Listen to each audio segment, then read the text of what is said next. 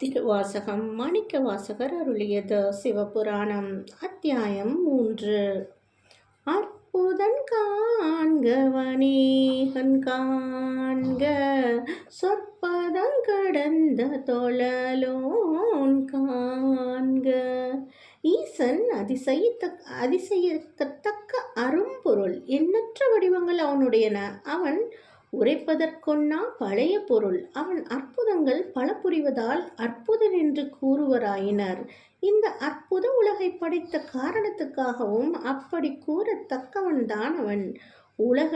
உலக நலம் கருதி பல வடிவங்கள் எடுத்ததால் அநேகனுமாவான்.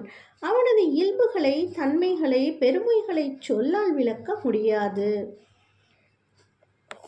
ஓம் நம சிவாய. நன்றி.